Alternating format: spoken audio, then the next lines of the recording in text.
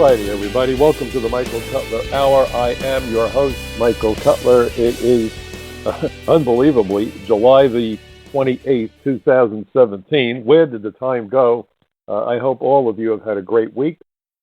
Always great to catch up on what's going on in the world with you at the end of the week, and that's what this program is about, with particular attention to the multifaceted immigration crisis that right now is impacting so many of the challenges and threats that America and Americans face on a daily basis. If you're familiar with my program, you know that I'm a retired senior special agent with the former INS, the Immigration and Naturalization Service. Worked for that agency for 30 years, and I inquired through my career a very different perspective, I suspect, on immigration than you've been hearing about in the daily news. The news media, left, right, center, most programs are agenda-driven, and the agenda is a globalist agenda. Corporations hate borders. Corporations love cheap labor, love to be able to move commerce freely between countries. And that's fine, except when you wind up with third world workers coming into the United States in large numbers, that then becomes the standard for the United States. The standard for the United States is being established by the expectations of the people willing to accept the worst wages under the worst working conditions. And we're not just talking about illegal aliens working in the United States, but if you look at the H-1B visa program and other programs whereby America admits high-tech workers from countries that are hostile to us.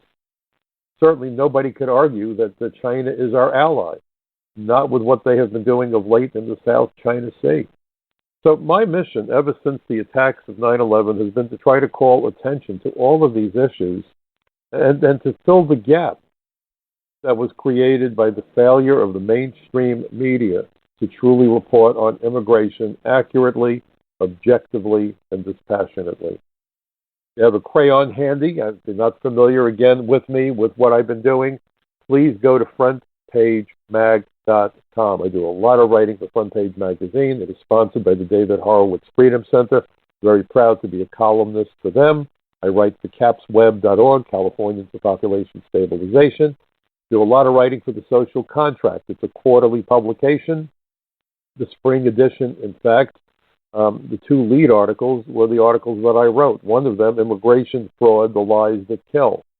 Very important. This is more than concern about the Mexican border that certainly has to be secured, but the entire immigration system is failing, has been failing for decades, not because it can't be done, but because our so-called political leaders have determined that it won't be done, because too much money is being made by the oligarchy, and believe it or not, there is an oligarchy in America, the billionaires who manipulate the economy, the billionaires who manipulate working conditions for Americans.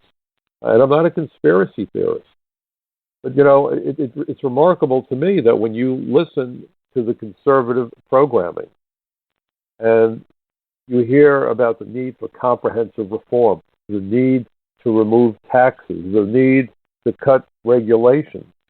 Look, there's lots of regulations that are stupid that should be removed. But the idea that we are somehow going to totally ignore, that we're going to somehow totally ignore everything that we need to do does not make any sense whatsoever. And therein lies the problem. We've got to stop all of this that is going on where the mainstream media refuses to talk about how corporations want no taxes, no regulations, no nothing. And that's got to end because it doesn't work that way. Everyone has to chip in and to use the expression, have skin in the game. And so as American middle-class families are paying more taxes and losing jobs and facing wage suppression, there's something inherently terrible with that, even as we listen to corporation heads demand fewer regulations and fewer taxes. Somebody has to foot the bill. And that somebody today, for the most part, is middle-class America. And that is an unworkable set of circumstances. It's not fair. And if you destroy the middle class, you destroy the heart and soul of America. When people like Alan Greenspan could go before the Senate Judiciary Committee, as he did back on April 30th, 2009, Chuck Schumer was the chairman of the committee, and referred to middle-class, high-tech workers as the privileged elite earning a wage premium. We're talking middle-class folks. The same guy that has a mansion in the Hamptons complaining bitterly that the middle-class American workers are making too much money somehow. I mean, really? I mean, that makes absolutely no sense. But that's the kind of nonsense that we continuously hear from the mainstream media, that, you know, or at least the conservative media, who will go along with that program and say this is acceptable. You know, we need to look out for that which the corporations want. And then you go to the other side on the left, and the folks on the left want more benefits, more of everything. But again, who's supposed to pay for it? Well, if corporate America isn't going to pay for it, who in the world is paying for it? Well, the answer should be pretty obvious. Who's paying for it? We, the people, are paying for it. Middle-class America is paying for it. And we're paying for it with our jobs, and this importation of huge numbers of foreign workers is causing Americans and other people to lose their lives in America. The aliens are being smuggled into the United States. We saw that, and I just wrote an article, in fact, the front page mag about that, immigration law enforcement and human trafficking. What exactly is pro-immigrant and compassionate about sanctuary cities? And you saw that report just a few days ago in San Antonio, Texas. 10 illegal aliens died in the back of an overcrowded tractor trailer rig, no air conditioning, no circulating air, no water, no nothing, out in the desert sun. And there may have been as many as 100 people or more jammed into that trailer. And this happens every day. This is a daily occurrence that people are being moved from the border in all sorts of conveyances. But this time it caught the attention of the media, perhaps because the 10 people died, perhaps because it was in a public area, a Walmart parking lot in San Antonio. But this is not the first time. It's not the last time that people will die that way. People die in the desert all the time trying to come here when the smugglers abandon them. And they're being motivated to come here by sanctuary cities, by prior administrations. George W. Bush, if you look at the testimony, I've discussed this previously, of John Hostetler when he chaired the House Immigration Subcommittee, a Republican, talked about how the DHS was supposed to make immigration law enforcement the priority, and it did anything but that, made it impossible to enforce the immigration laws, made it impossible to secure the borders, and as a consequence, made it impossible to protect America and Americans. A courageous statement on the part of John Hostetler. And, you know, if you go to my articles, you'll see where I provide the quotes. I don't just spew nonsense. Most of the mainstream media, people come on, the talking heads, no background, no understanding, no nothing, but they have opinions. And they're free to spew the opinion as long as it jibes with management's opinion. That's why they do pre-interviews. And that's why I'm very pleased and proud and happy to go on programs as I did today over at Newsmax with my old friend Bill Tucker. You know, I've known Bill since he was working with Lou Dobbs at CNN. We've known each other for almost 15 years now. Newsmax doesn't do a pre-interview.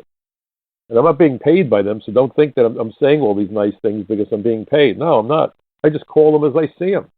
And if I anger people, so be it. People need to be PO'd sometimes, you know, and I have no problem getting people pissed at me because we need to have the truth in this country. Democracy depends on the truth. Democracy depends on freedom of speech. And increasingly, freedom of speech is being shut down on safe spaces. It's being shut down when you tell people you can't use terms like boy or girl or man or woman. God only knows we've become so afraid to offend people. And very often we just sit out to dance and don't bother talking to anybody. That's dangerous because that stifles free speech.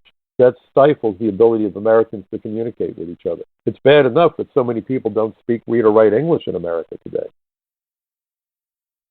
I see nothing wrong with learning second and third languages. As an INS agent, I had to learn Spanish. My parents used Yiddish as a secret language because of our ethnicity and our background. My mom came here from Poland speaking Polish and Yiddish, but quickly after coming to America, made sure to learn English. And she was over 14 years old. My dad's parents came from Russia. Same story. Priority one was to learn English. We need a common language. We turned America into a Tower of Babel. We've also turned America into a tower of babbling idiots. They're the ones that show up all too frequently in front of the TV cameras. News is hard to come by. That, again, is why I'm here. I don't have all the answers, and I'm not going to get into areas where I don't have expertise. But immigration is something that I've been involved with, I hate to admit it, going back to 1971.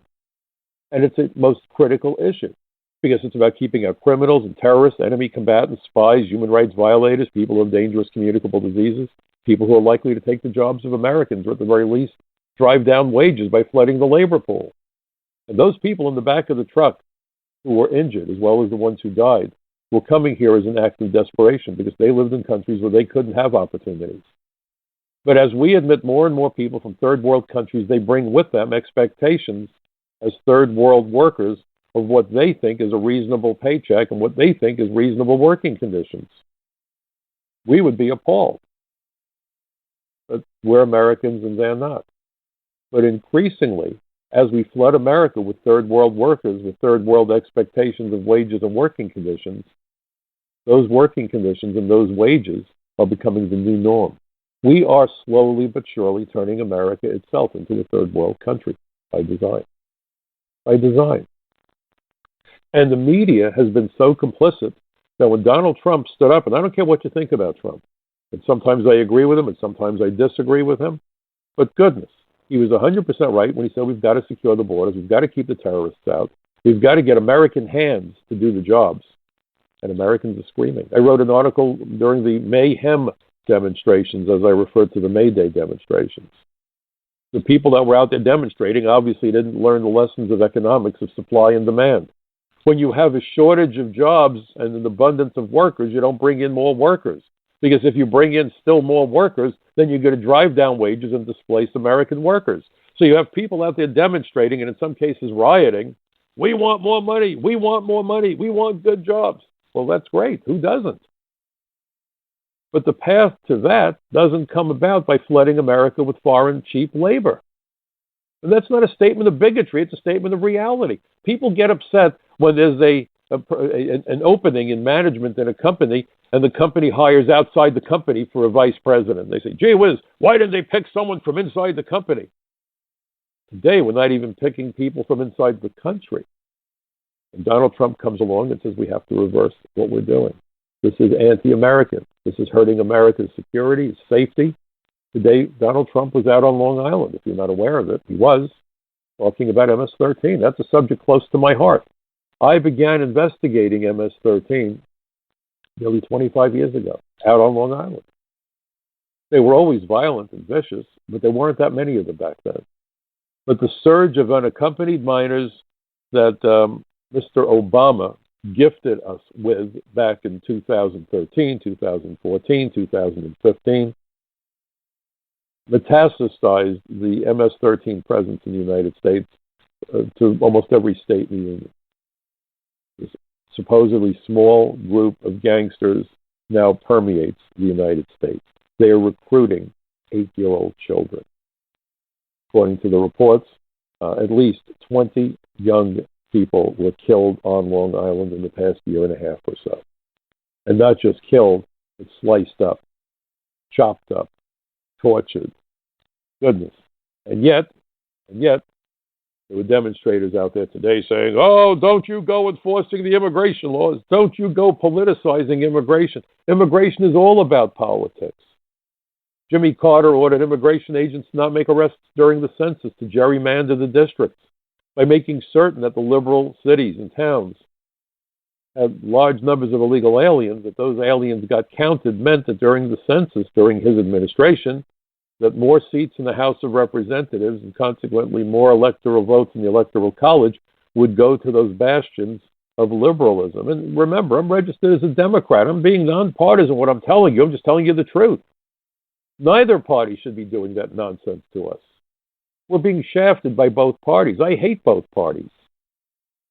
If you look at the way they operate, you could probably do a RICO case against them, a racketeering case.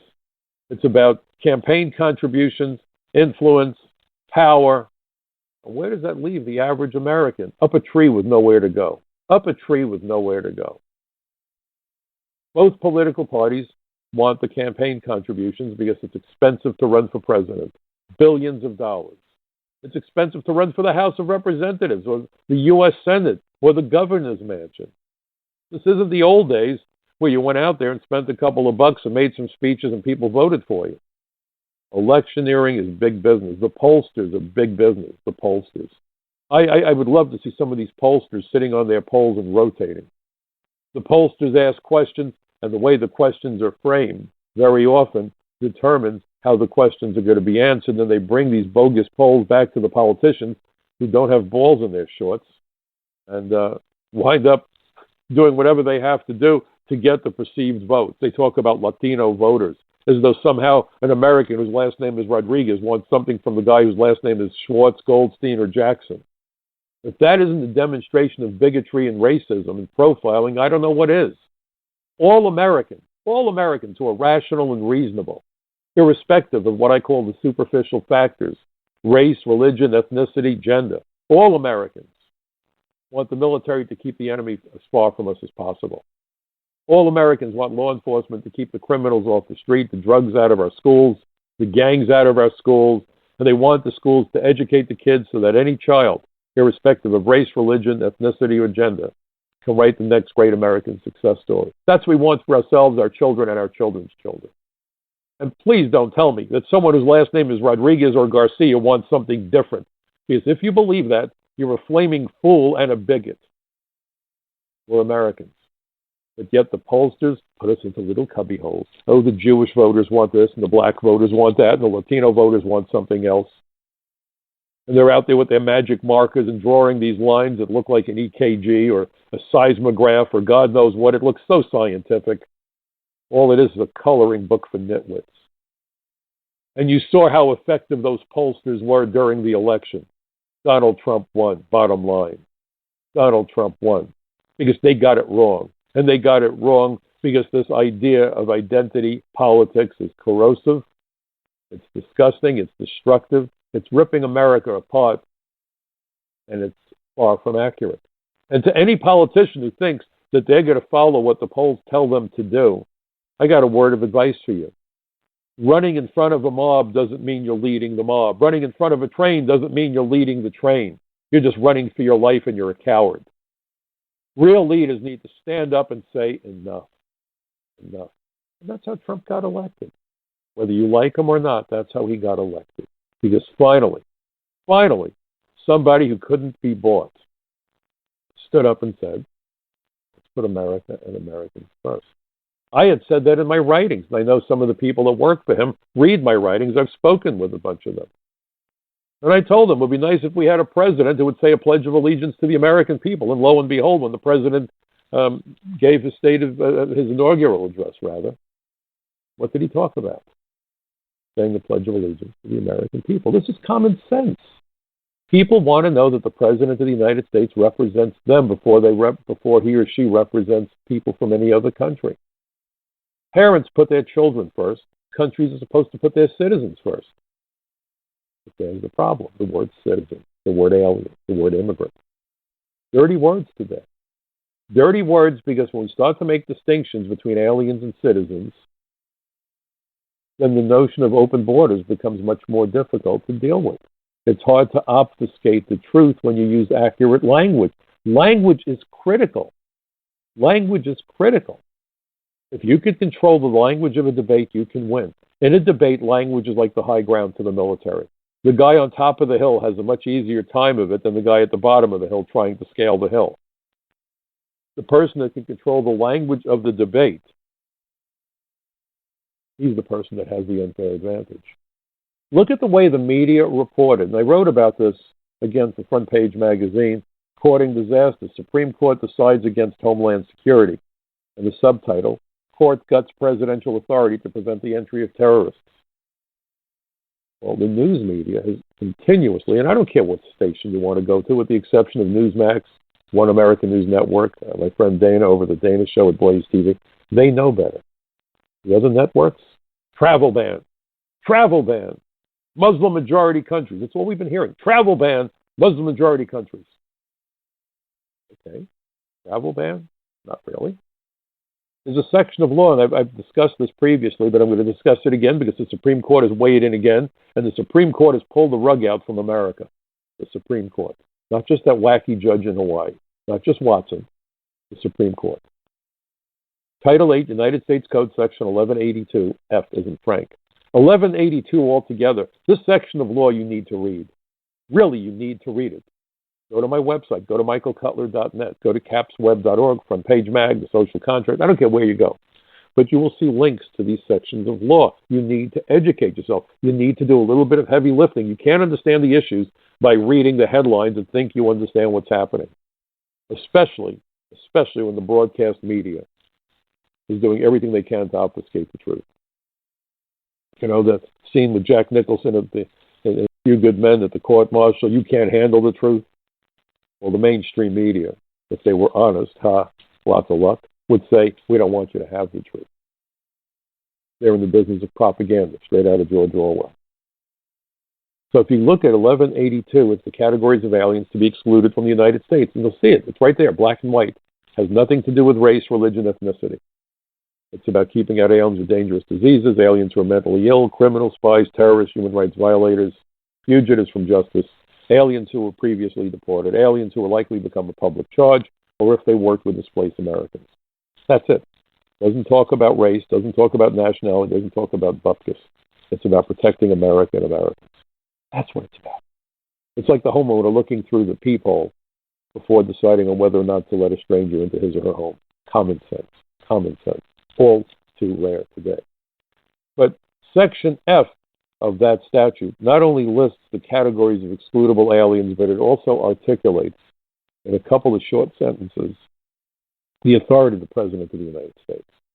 And this has been invoked by Jimmy Carter after Iran overtook our embassy and seized our embassy and took Americans hostage. He said, we're not letting Iranians in. And in fact, immigration agents, were ordered to go out and find every Iranian we could find. And even if they were here legally, question them and figure out if they posed a threat, figure out if they were saboteurs or terrorists or spies. Countries have that right. Aliens do not have an inherent right to enter the country, period. Citizens cannot, under any circumstances, be prevented from entering the United States. Never, ever. Can't happen. Against the law. Illegal. Aliens absolutely have to be admitted into the country by inspectors who are convinced that their presence won't be harmful as delineated in 1182, Section 1182, Title 8. But F talks about the President's authority. And here it is. It's very simple. Whenever the President finds that the entry of any aliens or of any class of aliens into the United States would be detrimental to the interests of the United States, let's just stop for a moment. Do you think perhaps that terrorists would fall into the category of aliens detrimental to the interests? It's a very low bar. It can mean anything the President wants it to mean. If the President says it's detrimental, he can keep you out. And who can he keep out? He may, by proclamation, and for such period as he shall deem necessary, suspend the entry of all aliens or any class of aliens as immigrants or non-immigrants, or impose on the entry of aliens any restrictions that he may deem to be appropriate. In theory, the President of the United States should be able to wake up tomorrow morning and say, that's it, we're not letting anybody into the country who's not a citizen. I don't care if you have a green card, I'm shutting the border. Guess what? As Commander-in-Chief, he has that authority. The courts have no business even being involved in this conversation. This is how litigious and screwed up we are that the courts are involved. The courts needed to look at that simple statement, needed to look at prior practices, and should have said, sorry, the President is acting within his authority. Obama went way outside his authority with the Dreamers. This is clearly within the authority. And so they reached back to the campaign, and you had Donald Trump talking about people who were Muslim terrorists. He's not as articulate as I wish he was, Donald Trump. The point that he was making, until we could figure out who these people are, as he said, who the hell these people are, I'm not letting them in. We have to be able to vet them. And he talked about extreme vetting, and I'm not sure how you implement it, Because if you look at the testimony during the Obama administration of John Brennan, the head of the CIA, if you look at Mueller, if you look at other people over at the FBI, there was no way of knowing. And Mueller's successor as well. I'm having brain freeze at the moment. But the point of the matter is that it was clear that there was no way to vet Syrian refugees and people from other parts of the world. The governments there are corrupt. They don't cooperate with us. Their countries are dysfunctional.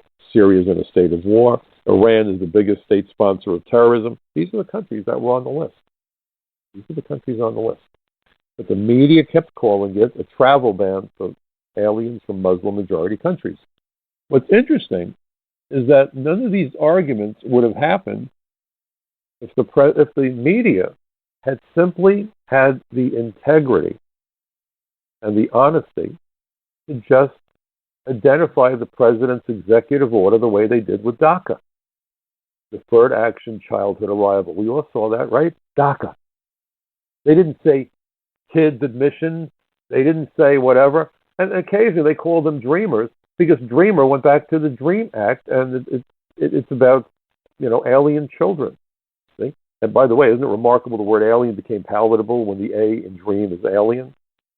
Well, the American dream. Oh, that conjures up all kinds of warm, fuzzy feelings, except Americans need no longer apply. So think about that.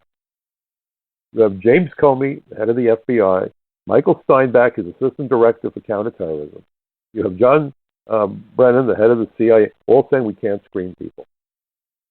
The president looked at that. He saw the terrorist attacks overseas. He saw the terror attacks in San Bernardino, the Boston Marathon, the list goes on.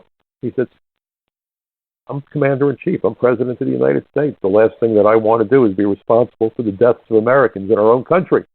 If people pose a threat to our safety, we need to keep them out of the United States. What a radical thought. What a radical thought.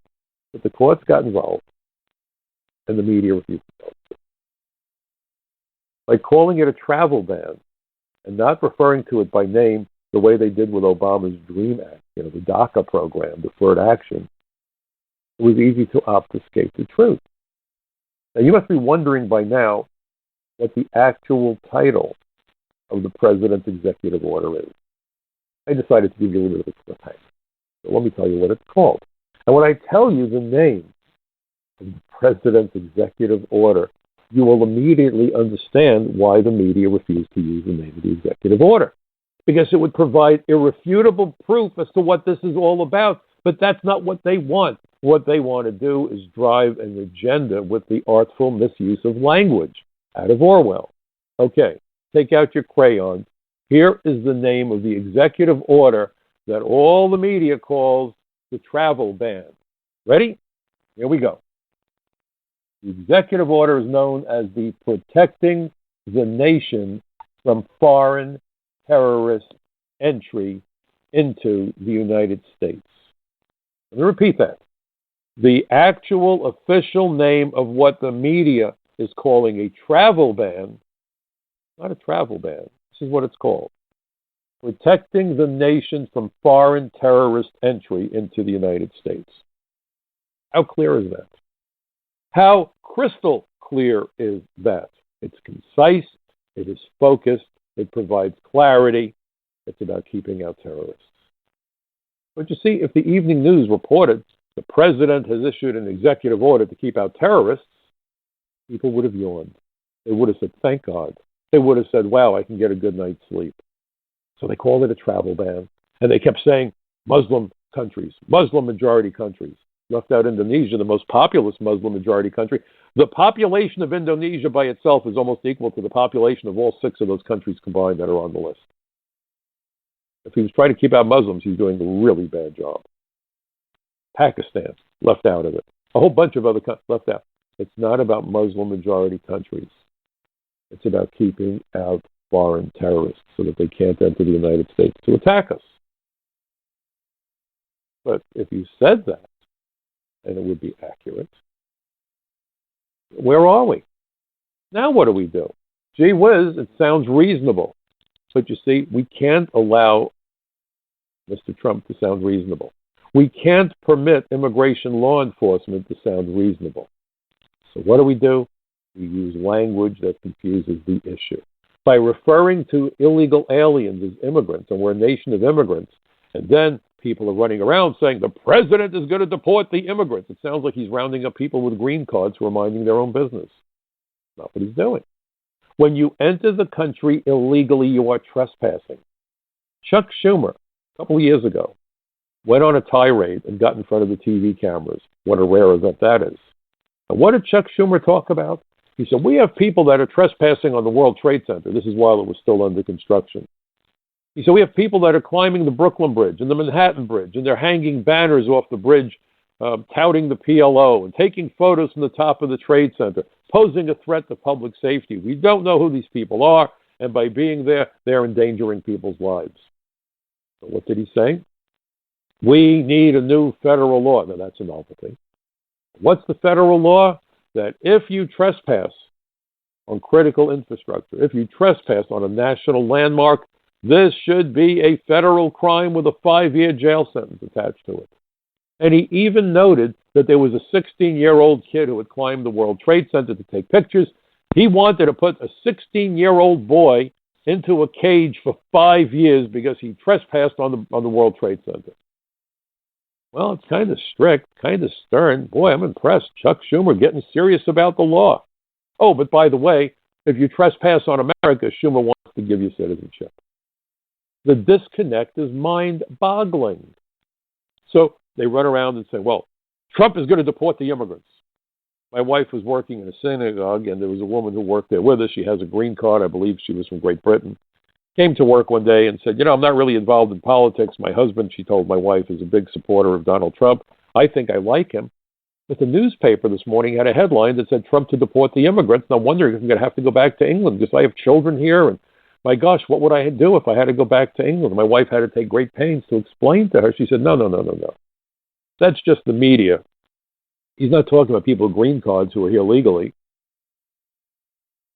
He's talking about people who are here illegally, people who overstayed visas, people who have green cards but have been committing felonies and so forth, people who run the border. Well, why doesn't it just say aliens? And that's a good question. They've expunged the word alien from the conversation because it would provide clarity. And that's what Orwell did in Newspeak. The idea to Newspeak was to remove the words that might provide clarity on issues where they didn't want clarity. If you control the words, you control thought. Language control equals thought control. Think about that. In fact, there you go, thought control. Think about that. By controlling language, you control thoughts. You control people's understanding of issues. By no longer referring to aliens as aliens, it becomes a new conversation. Imagine if news people were told what words they can use and can't use. Wouldn't that worry you? Well, Associated Press just issued a style book that does just that. A whole bunch of words that reporters are told you may no longer use those words. This is straight out of George Orwell. Eliminate the words, you eliminate the thoughts. Take away the word alien, now we have a new conversation. Imagine if we insisted, and we'll do something comparable here, the term burglar, trespasser, those are terrible words. You might think someone's a bad guy. We can't do that. Let's refer to people who enter people's houses without permission as guests. Just imagine. You start to call them guests. We're no longer going to call them burglars or trespassers. Because, look, the likelihood is if the guy was home, he would have let them in anyway. Wink, wink, right? Anyway, the word that they always love. They're going to drive anyway, give them licenses anyway. So that they probably would have been admitted anyway. So if some guy breaks into a house and the owner isn't there, don't call him a burglar. Don't you even think of that. Don't call him a trespasser. Let's call him a guest. Because presumably he's such a nice guy with a great smile, the owner would have let him in anyway. So now we're going to call people who break into homes guests. Now imagine the headline that reads, owner has police arrest a guest. You'd say, what the hell was wrong with the homeowner? He has a guest in his house, and then he has the police come and arrest him? What's wrong with this guy? The police arrested his guest? Boy, that guy's nasty. This is exactly what's happening here, folks. By no longer talking about illegal aliens as illegal aliens, if I get the words up, but calling them immigrants, is the equivalent of referring to a burglar as a guest. So when the article was written that the homeowner called the police to have a guest arrested, you get angry at the homeowner. You say, that SOB. Here he invites someone into his home, and no sooner does the guy get there, he calls the cops, and they put the poor guy in jail because he was a guest. Boy, I wouldn't want to go to a party at that guy's house. That is precisely how the language has altered the conversation by design. If they actually identified the situation with honest language, we wouldn't have a problem. The problem comes when the newspapers talk about Trump locking up immigrants. We are a country of immigrants. How more anti-American can you be? You see how it works? That's the game being played on us by the media as well as by the politicians. Now, but it gets worse. The executive order was to protect the nation from foreign terrorist entry into the United States. So let me ask you a question. And if you read my article, and I hope you will read it, and I hope you'll pass it along to as many people as you can and become part of my Bucket Brigade of Truth. But do terrorists ever have family members? Interesting question. Because the focus of the article then became on the follow-up where this Judge Watson, Derek Watson from Hawaii, said, well, the Supreme Court said that parents and children and brothers and sisters can't be separated. And they didn't even talk about whether these people were citizens in their own right who were here first. If you're in America and you have a brother or sister or a mother or father or you want your child to come to America, the president can't stop them from coming. And Judge Watson said, well, you've got to include grandparents. And then you got to include aunts and uncles. And you got to include brothers-in-law and sisters-in-law. You got to include cousins. And in some countries, the notion of a cousin is far more expansive than the way we would normally think about cousins. So basically, what Watson in Hawaii said is you can't stop anybody from coming into the United States. And you know what? The Supreme Court said the same thing. They said, you know what? You're right. We have to expand the definition of family. All but 3 justices of the Supreme Court agreed with Watson. The Supreme Court, in its initial finding, by the way, if you want to know how screwed up the Supreme Court is, said that fiancés could not be stopped from entering the United States, even if they're from those countries where we can't vet them. That's what this is about. So let's think about San Bernardino. Was it not the fiancé who came to America and convinced her soon-to-be husband to go on that murderous rampage? Think about that. She came here on a K-1 visa, fiancé petition. And what did she do? Instigate a bloody terrorist attack. Killed a bunch of people who just weeks earlier gave her gifts because she was about to have a baby, as I recall. So the Supreme Court turns around and says, oh, we can't separate fiancés from their fiancés. Really? Look at San Bernardino. You can't separate brother from brother? Really? Look at the Tsarnaev brothers. One brother became a terrorist, convinced his other brother to join him. If you go back to Front Page Magazine, frontpagemag.com, you're going to see a string of articles where I've written about people who went to fight ISIS at the behest of their siblings, their brothers. Come out here, get your U.S. passport, get your citizenship, and as soon as you get a U.S. passport, it's easy to travel around the world. And we just give them their citizenship, and they're off to the races. Their brothers have enticed them.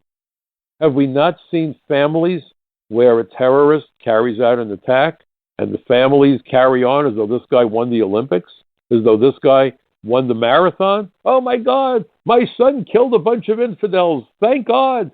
Allah be great. You know, whatever it is she says. And this is a perversion of anyone's religion.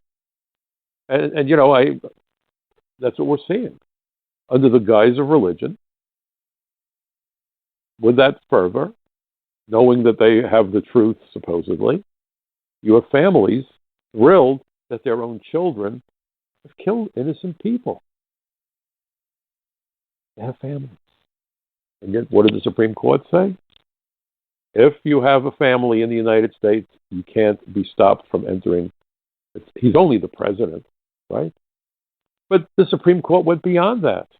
They also said any entity in the United States. If you have a relationship, a bona fide relationship with any entity, what's an entity? An employer or a school. Hold everything. Even people who are coming here to deliver a speech for money can't be stopped from entering the United States by the President of the United States. Commander-in-Chief of the Armed Forces can't say, wait a minute, I'm invoking that statute, 1182F. I'm not letting you in. I'm concerned that we can't properly screen you. And by the way, if you can't screen these people, how do you know who they're related to? And even if you wanted to use DNA testing, something to think about, as they're doing in France because they were getting a lot of fraud. And immigration fraud, by the way, was identified by the 9/11 Commission as the key entry and abetting tactic of terrorists, and not just on 9/11. But brothers-in-law, sisters-in-law, their DNA will be nothing like their in-laws. Cousins, God knows. So there's no way to verify the familial relationship.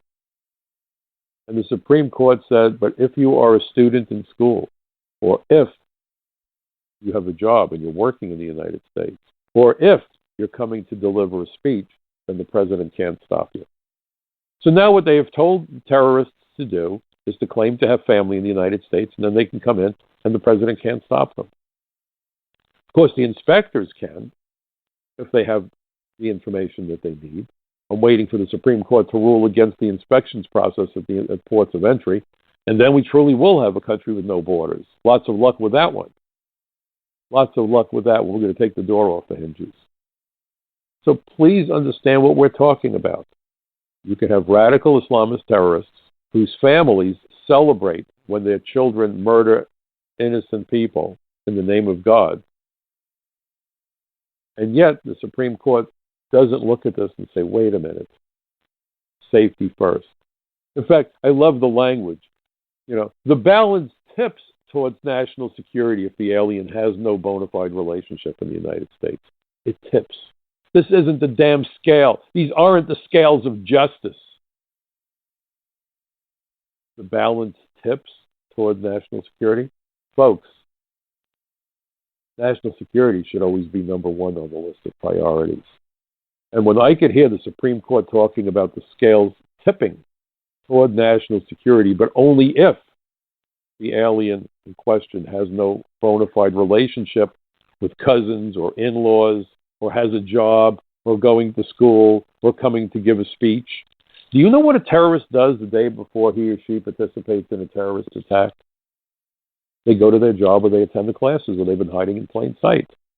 We've had terrorists come to America and get advanced degrees in science and then carry out terrorist attacks. But the Supreme Court has now ruled that if you're going to school in America, you're sacrosanct. You're as good as gold. We have 9,000 schools in the United States. 9,000 schools. We don't even know if any of all of them actually even exist. Some of them are what we call mills. They're letterheads. You pay your tuition, and they give you the I-20 form, and you go to the State Department, and you get a visa to come to school. And the foreign student advisors of those schools are the ones that keep track of the aliens, because there's too many of them. We now have over 500,000 foreign students being admitted into the United States every year to attend the STEM programs, science, technology, engineering, and math. And most of those students are coming here from where? China and India. And then China uses the technology that we taught their citizens to build the artificial island in the South China Sea to become crack computer hackers.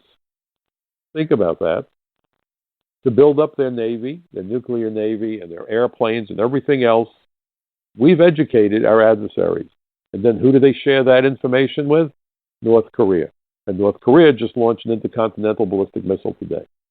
And I guarantee you that if you look at the chain, trace where the information, the knowledge, the capacity to do that came from, it was the United States to China, China to North Korea. We're educating the people who want to kill us. And what's so remarkable is that on February the 24th, 1998, Dianne Feinstein, at a hearing held by the Senate Judiciary Committee, subcommittee on, I believe it was national security or terrorism, held a hearing on the topic of terrorists operating in the United States. And she questioned three things. Number one, maybe we should reconsider the visa waiver. Was that a pilot program? Well, I've been screaming about it for years. We need to require visas of all aliens seeking entry into the United States, especially in this dangerous era. So she questioned it in 98, 3.5 years before 9/11. Think about it. And nobody rioted. Nobody fainted. Nobody went nuts. She also said, maybe we should not be giving visas at all to aliens who come from countries that sponsor terrorism. Exactly what Donald Trump said. No riots. Nobody sued her. Nobody rioted or screamed or yelled or fell down. Okay, we were concerned.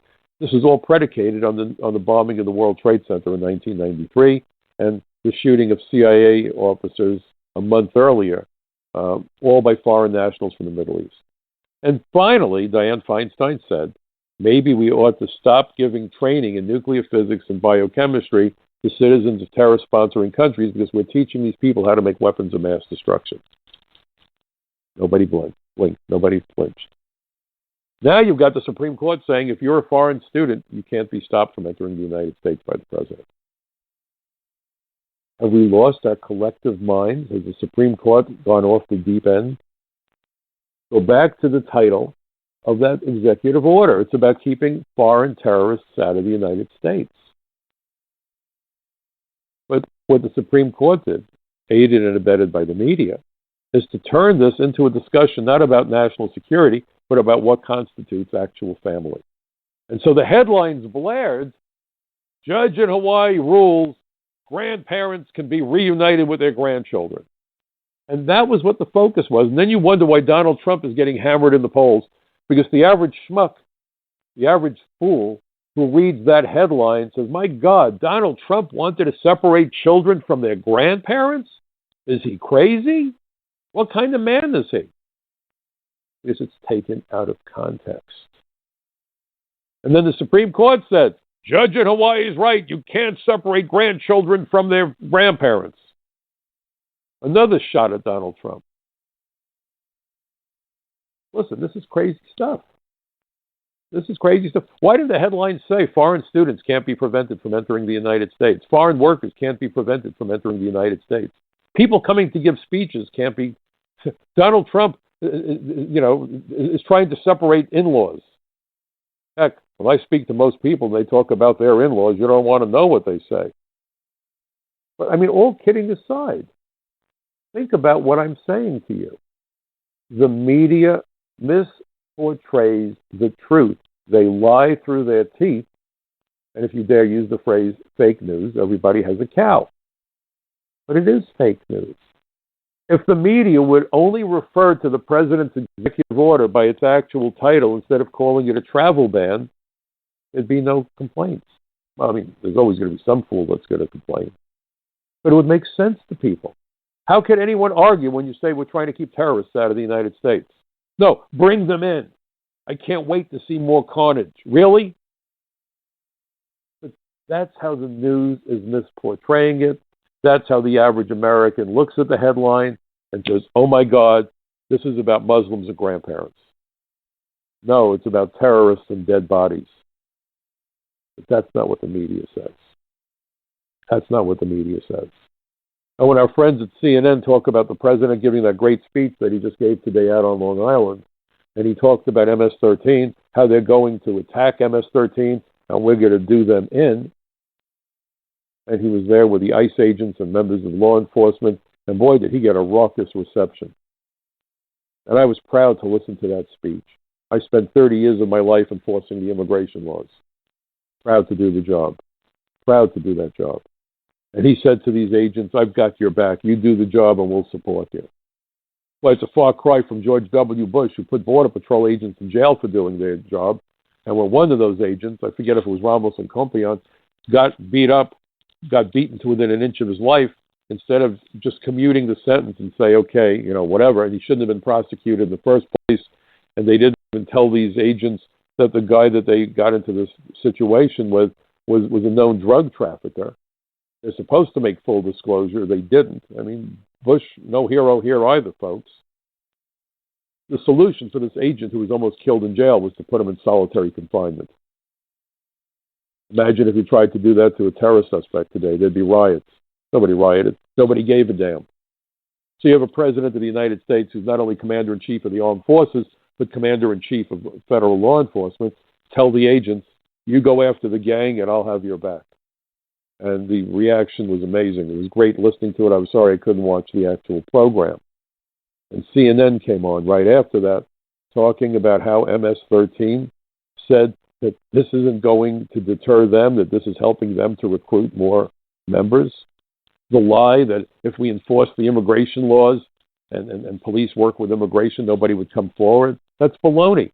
People that don't want to talk to police from foreign countries are people who have been conditioned to expect that the cops are corrupt, or they're scared to death of reprisals by the gangs. Once they know that immigration will work with them to help them stay here, which is what I did when I was up at DEA Intelligence, what I did when I was with the Organized Crime Drug Enforcement Task Force, then the problem wasn't getting informants to come out of the woodwork and talk to us. It was getting them to stop talking. Because they wanted to tell you everything. If they felt the more they told you, the more you could help them, the happier they were. But you're not going to hear that on the 6 o'clock news or the 11 o'clock news. There's an agenda. There's an agenda. And the agenda is to spin the story so that any effort to enforce the immigration laws gets labeled as anti-immigrant, vilifying decent Americans who don't want their kids to be attacked by gang members. Happens every day in America today. By Americans who don't want to see their family members caught up in drugs. How do you think the heroin gets here? We don't manufacture heroin in the United States. Every gram had to be smuggled in. Same thing with cocaine. But if you dare say keep out the criminals, keep out the terrorists, and keep out the drugs, in this Orwellian era, you're branded anti-immigrant. We're turning villains into heroes and heroes into villains. Welcome to America, 2017. I want to thank you for spending this last almost hour with me. I hope that you find the information that I convey to you in this program to be helpful. It's certainly not what you're hearing in the mainstream media or reading in the mainstream newspapers, which is why newspapers are going belly up. I've often joked that the New York Times should change its slogan from all the news that's fit to print to you'll have a fit from what we print. So I am your reality check. I'm here to provide you with the information that frankly is becoming very scarce and difficult to come by. So I'm glad you're joining me. I hope that you will tell as many of your friends about me, about this program, post links to my articles on Facebook and other social media. We need to create a bucket brigade of truth. And if you know of opportunities for speaking events anywhere in the United States, let me know. I've traveled from coast to coast and border to border, as Lou Dobbs used to say over at CNN. Happy to meet Americans, happy to provide my perspectives, and most importantly, happy to provide you with the truth that's almost impossible to get. So that's it for this week. Again, I want to remind all of you that if what I've told you and if my articles get you motivated, don't just sit there and get aggravated. Take action. Because you know the story. I say it every week, and I'm going to say it again today. Democracy is not a spectator sport. Have a great weekend, everybody. See you next week, same time, right here on the Michael Cutler Hour. Good night.